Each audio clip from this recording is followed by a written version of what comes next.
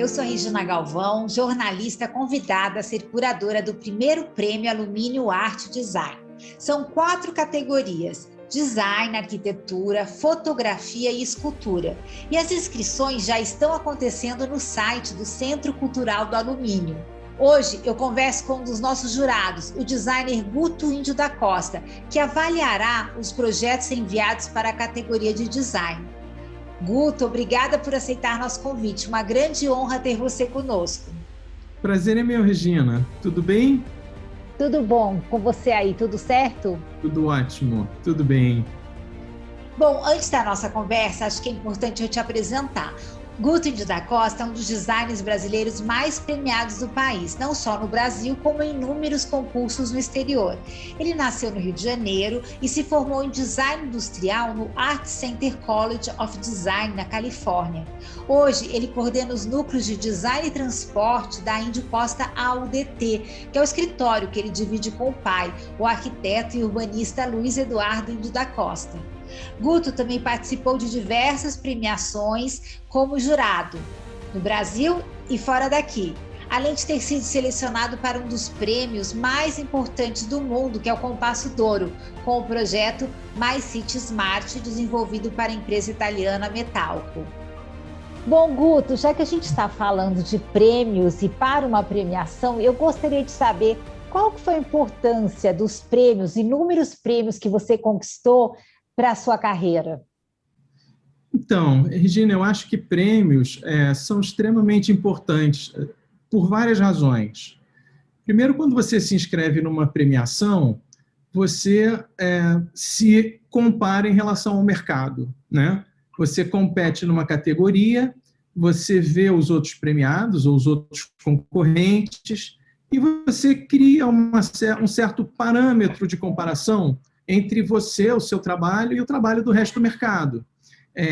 A gente gosta de participar de prêmios porque a gente gosta exatamente de estar vendo como é que o nosso trabalho está sendo percebido por diversos júris mundo afora, Brasil afora, em categorias diferentes e competindo contra projetos diferentes, né?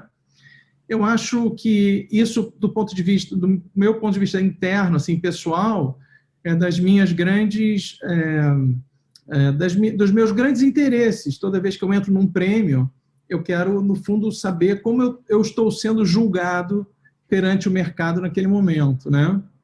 E, lógico, por especialistas de design, que normalmente são os membros do júri. E a segunda coisa muito importante é que esses prêmios são uma forma de divulgação espetacular, porque divulgam o trabalho da gente de maneira muito espontânea, né? Um belo prêmio pode fazer uma carreira inteira. Então, eu acho que eu aconselho, acho super bacana a iniciativa aqui da premiação, e eu aconselho a todos os concorrentes, sim, que se disponham a participar, a enviar os trabalhos. Quanto mais projetos a gente julgar, mais rico e mais bacana ficam os premiados, né? E eu acho que é uma oportunidade para todos. Agora, e você se recorda de qual foi o primeiro prêmio que você ganhou? Inesquecível. Vou te contar 2 histórias inesquecíveis. O primeiro prêmio é uma história muito legal, porque eu era estudante de design aqui no Brasil e a Sony era patrocinadora de um grande prêmio de design para estudantes. E eu participei do primeiro, e ainda aqui no Brasil, e não ganhei nem parabéns. Assim, muito obrigado pela participação, e estão aqui os premiados, e eu não passei muito longe de chegar perto da premiação. Mas quando eu vi os premiados, naquela época, né, não existia internet, não existia essa comunicação rápida hoje, né, era tudo por revistas e cartas, né? Quando eu vi os 12 premiados, entre quase 1.000 inscritos do mundo todo, e eu percebi que 7 dos 12 primeiros eram de uma única faculdade, aquilo mudou a minha vida.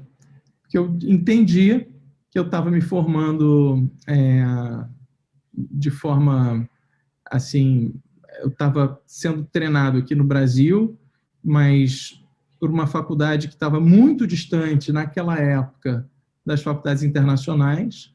E quando eu vi os primeiros prêmios, eu fiquei arrasado, de ter até envergonhado de ter mandado o meu, sabe? E, puxa vida, porque a comparação era de tamanha...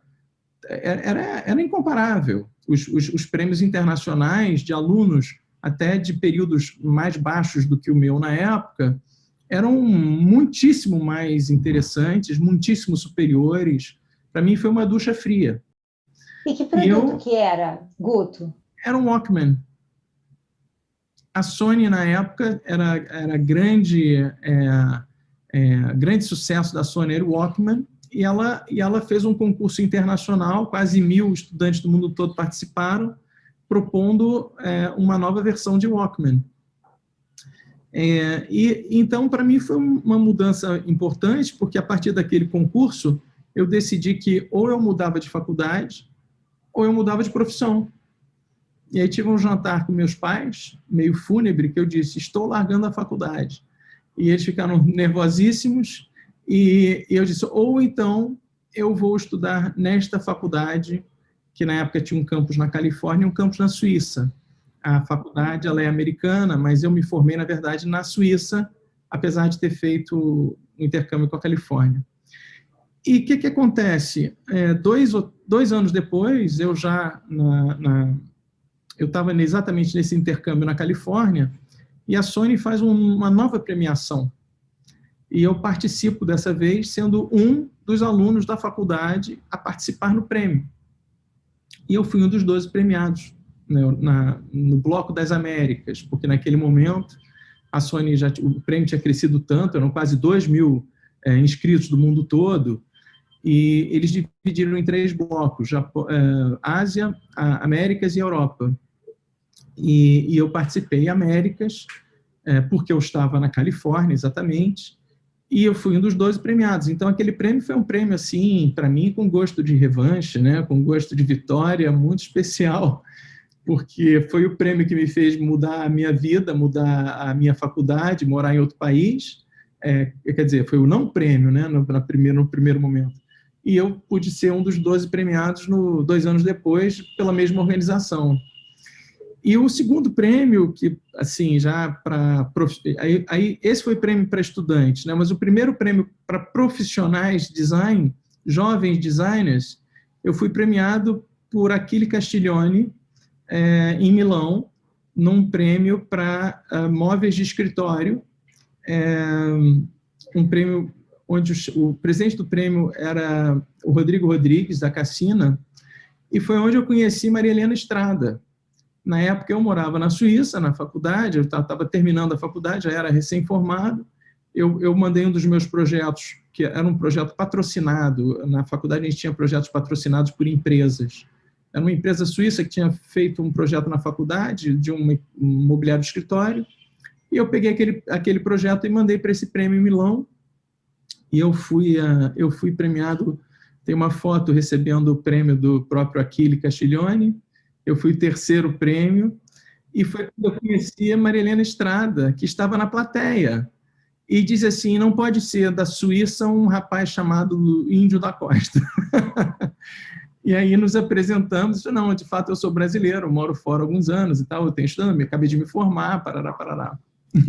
É legal a gente falar quem que foi a Maria Helena Estrada, né, Guto? Que a Maria Helena é uma jornalista que dedicou a vida para divulgar o design brasileiro, né? Fez várias exposições, uma pessoa que faz muita falta até aqui no nosso, né, ambiente, nesse nosso universo. Foi diretora da Arc Design por muitos anos. Bom, você contou esses 2 do início de carreira, mas eu queria saber, ontem foi divulgada a lista do IF, né, da Alemanha. E você já é vencedor de vários também desses, né? Qual foi o seu primeiro IF? Qual que é a importância desse prêmio, que eu sempre ouvi dizer que é o Oscar do design? Se você reconhece ele como com essa chancela também. Olha, sendo hoje um dos júris do Red Dot há muitos anos, Seria injusto que eu concordasse com essa afirmação do Oscar.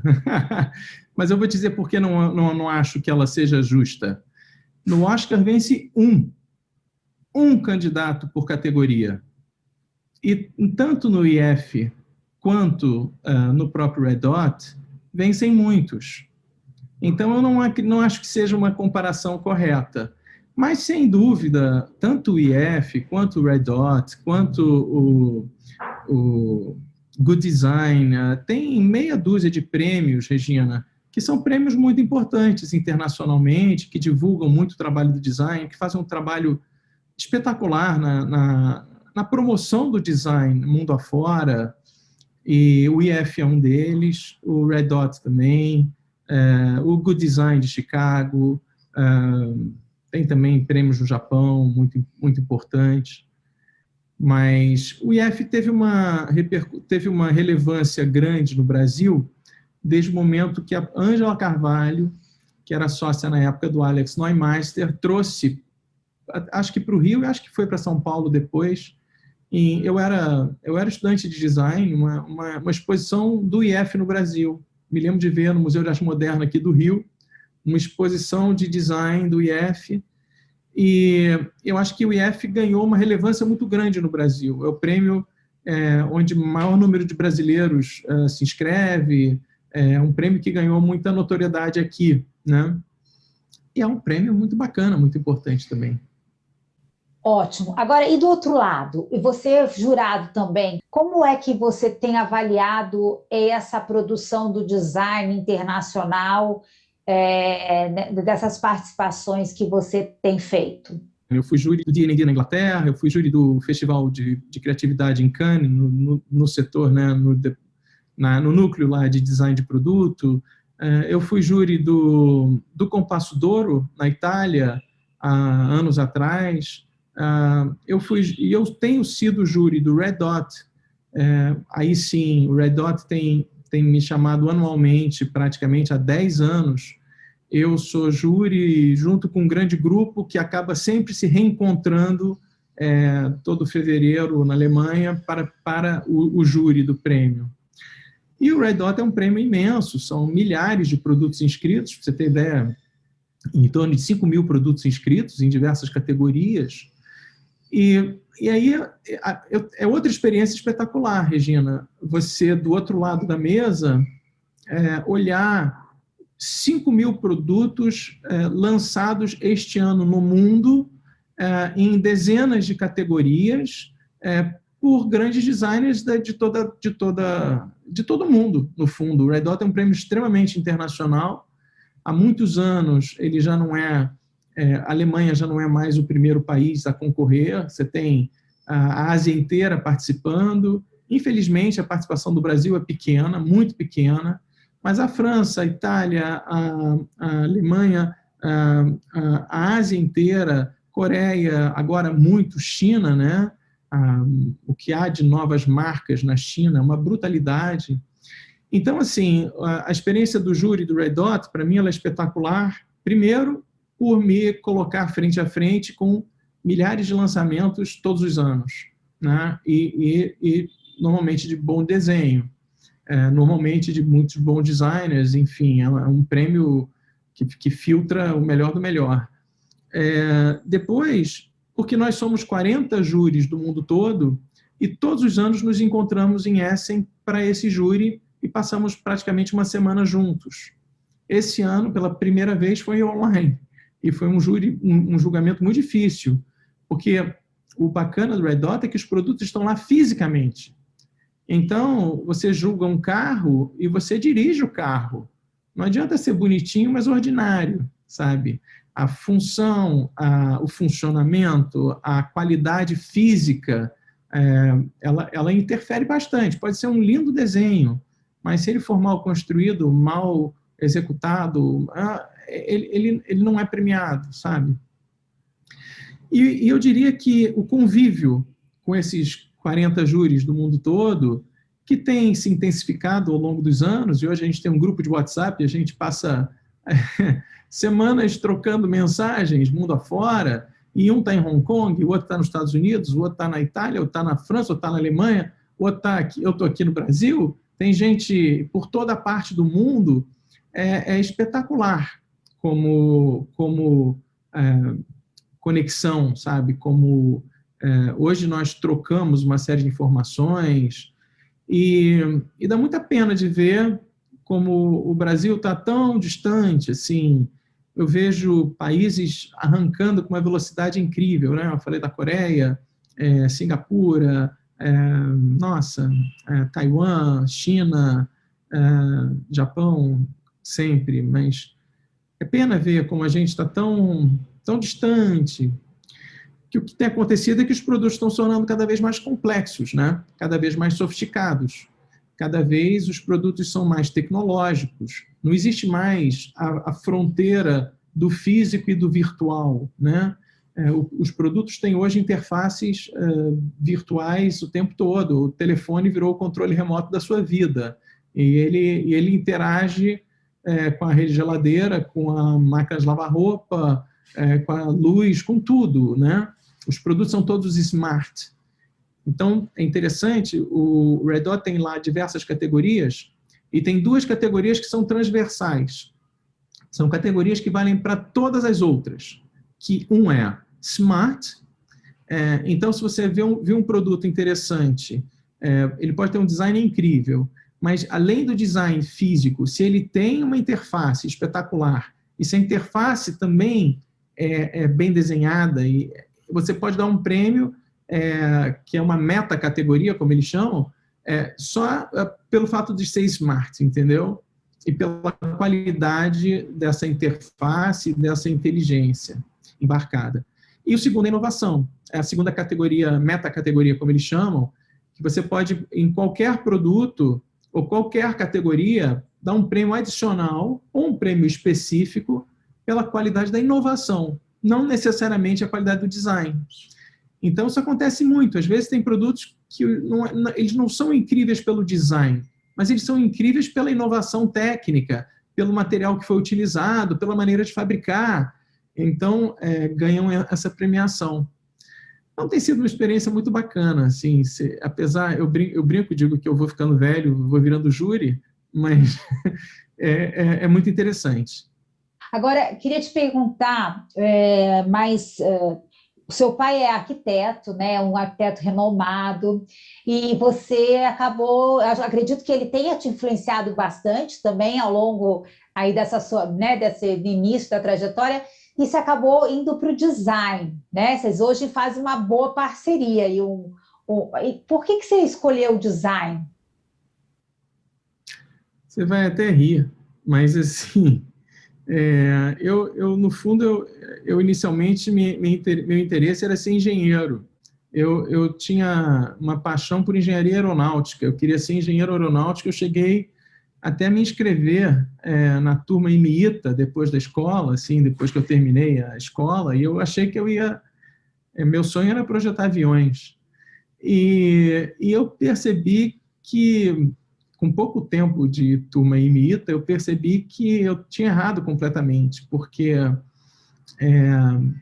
o que de fato me atraía naquele universo era muito mais o lado formal, artístico, ligado à funcionalidade, né? Ligado à aerodinâmica, ligado à performance, do que de fato a parte técnica e matemática daquilo. E eu demorei um pouquinho para perceber isso, e eu sempre gostei muito, assim, acho um lado mais inventivo. Eu achei que o design ele tinha uma abertura, uma abrangência muito maior do que a arquitetura. Eu até vou te confessar aqui, papai não gosta muito que eu diga, mas para mim a arquitetura, apesar de ser muita gente diz que a arquitetura é a mãe do design, né? Porque a arquitetura é uma profissão que nasceu muito antes, em teoria, do que o design. Mas eu te diria que o design hoje é de uma abrangência tamanha que a arquitetura é apenas uma das formas de design. A arquitetura é o design de construções. Só que, claro, é tão específico, exige um conhecimento tão específico, que se tornou uma categoria independente, assim, se tornou não, já era, né?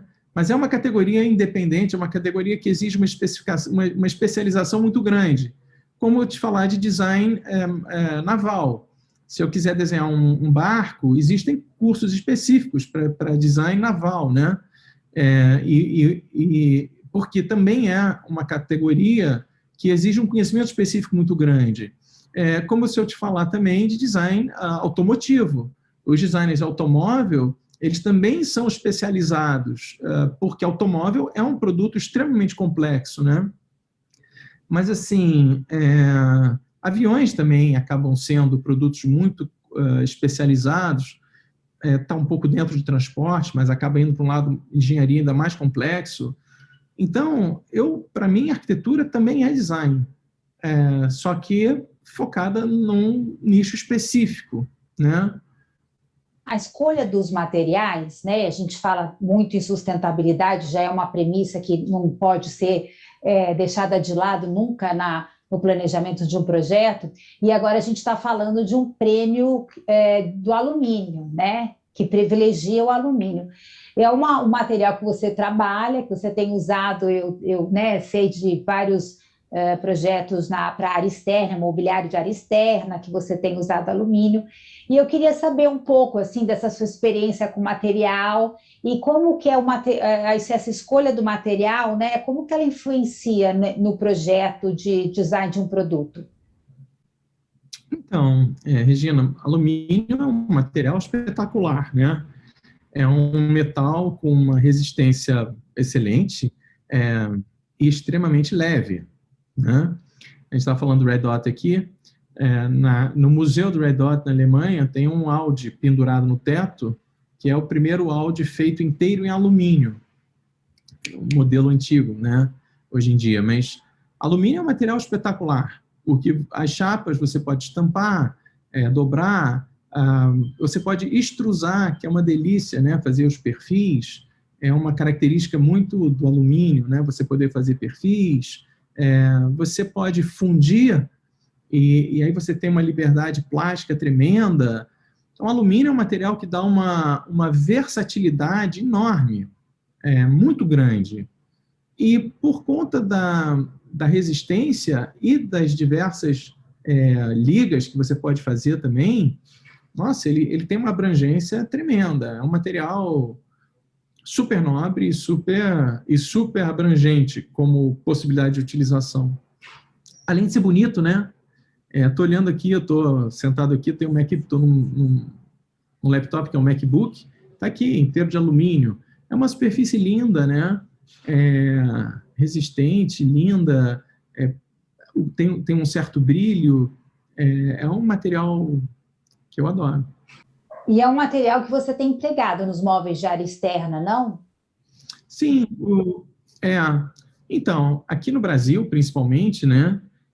Onde a gente sofre com uma agressividade muito grande por conta de maresia, por conta do clima, né, ser tão tropical, tão úmido. A área externa em aço ou ferro é muito difícil, né, porque o problema de corrosão é tremendo. O alumínio tem essa maravilhosa vantagem também, que ele é um material extremamente resistente à corrosão, né? Um alumínio tratado, ele tem uma resistência muito maior do que o ferro. E a gente tem usado não somente em mobiliários para área externa, mas a gente tem usado para mobiliário urbano, muita coisa em alumínio também, um pouco menos no Brasil, e no Brasil, como alumínio é um metal de alto valor, né? A gente tem um problema de vandalismo por conta de custo, mas fora do Brasil é muito comum você ter uma série de peças do mobiliário urbano fundidas, estrudadas em alumínio, e a gente tem feito muita coisa. E mesmo outros produtos, Regina, me lembro de muitos anos atrás, a gente fez um arbalete para caça submarina, cujo grande diferencial era a forma do tubo, e um tubo de alumínio, né, um perfil especialmente desenhado. Aquele nosso sistema carrapicho de prender móveis pela parede aquelas esferas são esferas injetadas em alumínio. Os perfis de fixação das prateleiras são perfis de alumínio. Enfim, é um material, uma aplicação imensa. Olha, não sabia desses últimos que você contou.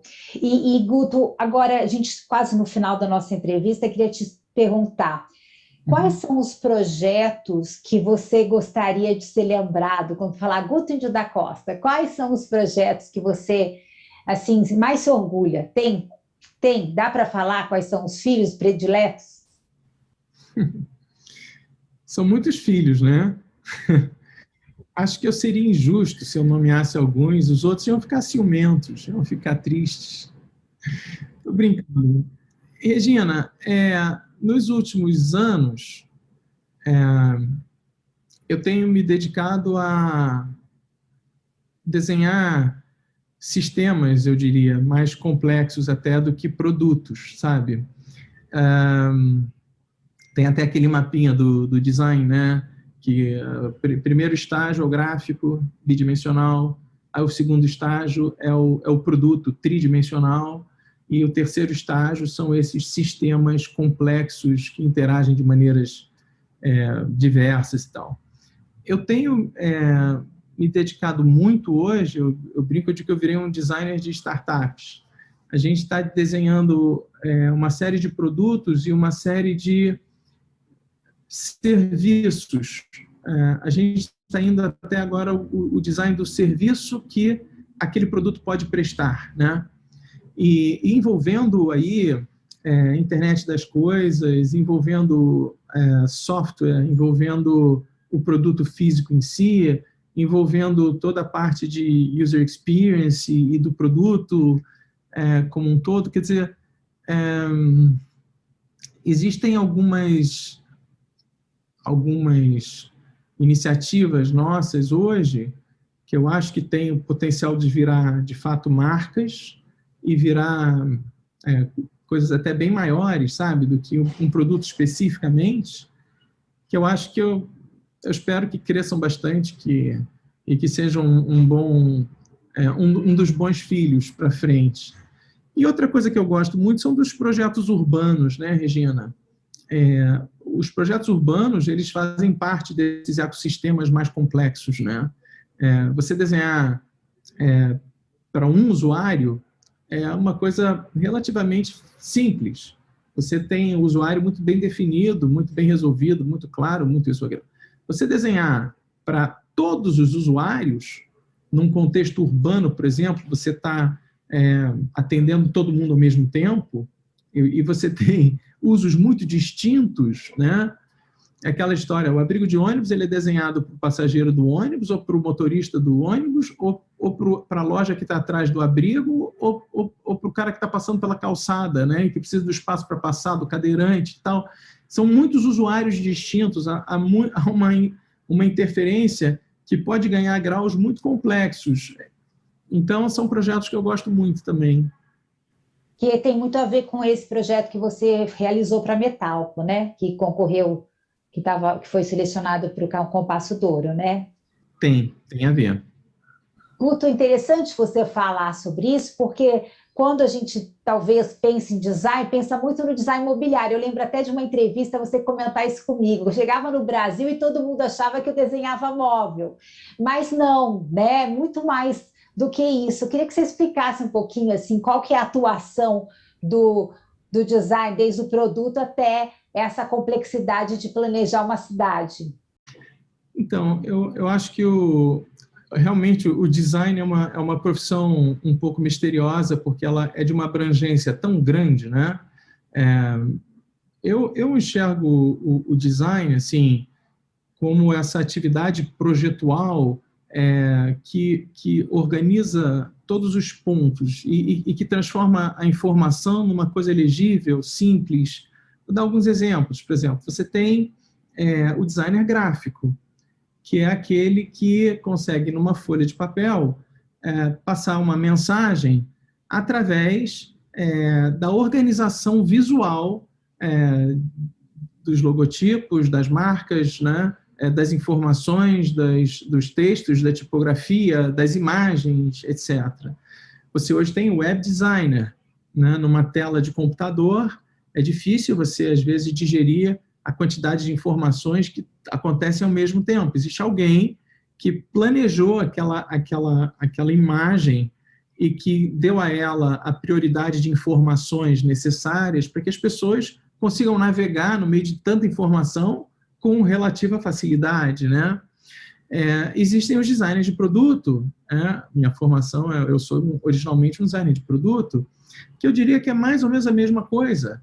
A gente organiza no espaço tridimensional, digamos assim, como as peças se encaixam, como as peças montam, como os produtos funcionam, como eles são percebidos em termos de volume, de forma, de cores, de usabilidade, e assim vai. Quer dizer, hoje eu vejo um campo muito fértil para o design, que é o design estratégico, né? Exatamente por essa habilidade de organizar os raciocínios e transformar coisas complexas em facilmente compreensíveis, e a gente tem trabalhado muito nisso. A gente tem trabalhado, principalmente hoje, o mundo tão complicado, tão complexo, as pessoas têm muita dificuldade de saber o que elas querem como empresa, como indústria, como sociedade, assim, o que eu quero? E isso vale para todo mundo, do sujeito que vai desenhar um novo produto, que ele se pergunta, o que eu vou fabricar agora? Quem é o meu público? Qual é o meu foco? Ou vale para uma cidade.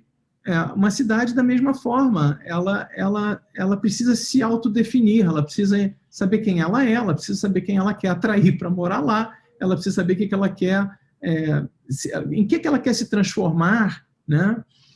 Então, a gente tem trabalhado muito, assim, do ponto de vista estratégico, organizando informações, focando, definindo diretrizes, definindo, entre um estudo enorme de alternativas, para onde se deve ir, sabe?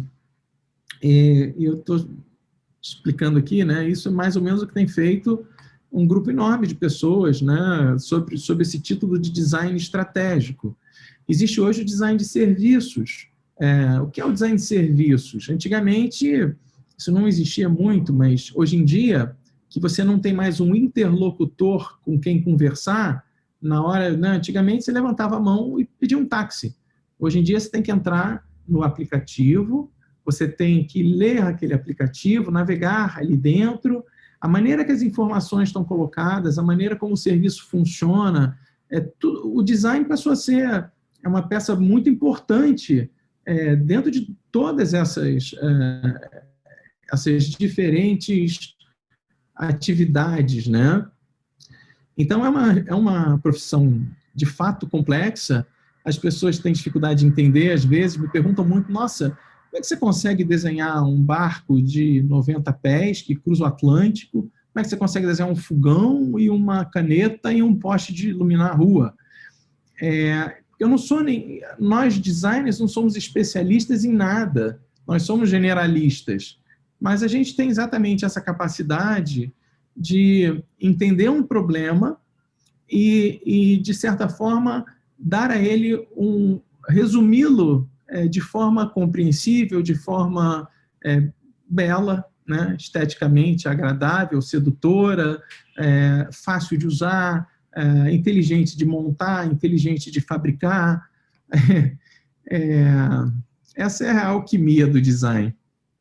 Não, e Guto, eu acho que uma das experiências que eu acompanhei da sua carreira, né, é a experiência do spirit, que aí também é uma faceta do design que eu acho que poucas pessoas sabem, mas de você ir numa fábrica de fita cassete, que é algo que está se tornando obsoleto, que os diretores, os donos não sabem o que fazer, e você ter ido lá e trazido uma ideia de fazer um ventilador, um smart, que é o ventilador Spirit, que é um sucesso, né?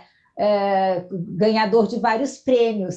A mesma coisa que aconteceu com o Nelson Petzold e o Bornancini lá no passado, que também é alguém que a gente já teve essa conexão de trazer para Todeschini, que era uma fábrica de violinos, e se transformar em móveis planejados. Então, também é algo que o designer pode oferecer, né? E que poucas pessoas sabem. Porque da mesma forma, né, Regina, que um poeta precisa conhecer muito bem o vocabulário para fazer uma poesia, a gente precisa conhecer muito bem os processos de fabricação e os materiais para fazer as poesias da nossa forma, né? Quer dizer, o nosso vocabulário são os materiais, são os processos, como você tem essa coisa da alquimia do design que eu estava falando, como você transforma a matéria-prima numa obra de arte, né? Num produto que encanta, que seduz, que então, assim, a gente tem essa facilidade, no fundo, de, entendendo as capacidades, né, fabris daqui ou dali, poder enxergar outras alternativas, né? Uma fábrica de fitas cassete, como era no caso, ela tinha toda a capacidade de fazer um ventilador de teto, só que nunca tinha passado pela cabeça dela, né? Mas a máquina é a mesma, o molde, muda o molde, mas o material era até o mesmo, sabe? Toda a capacidade técnica estava ali dentro. E bastava acho que mais uma mudança de mindset do que qualquer coisa. Guto, então, para a gente encerrar, um recado seu para as pessoas que vão se inscrever no prêmio, né? Vão passar pela sua avaliação, tanto para os profissionais como para os estudantes. Qual que é o seu recado, sua dica para essas pessoas? Eu sugiro que inscrevam, né? Que participem, que mandem seus projetos e que mandem muito bem apresentados, né? Um júri, e normalmente com um volume muito grande de projetos, a gente precisa ser impactado de cara, sabe? Então, o projeto precisa estar muito bem apresentado, estar muito bem explicado, estar muito impactante para chamar atenção no meio de muitos outros. Então, eu sugiro isso, que caprichem na apresentação e que mandem projetos interessantes para a gente se divertir bastante nesse júri. Vendo coisas inteligentes, coisas inovadoras, inspiradoras. Ótimo, vamos nessa. Então, muito obrigada pela sua participação, pela entrevista, e eu espero realmente que a gente tenha aí muitas boas novas novidades para vocês avaliarem. Ótimo, Regina, foi um prazer. Eu que agradeço o convite e estou ansioso aí para esse jogo. Logo mais. Obrigada, Guto. Beijo. Outro.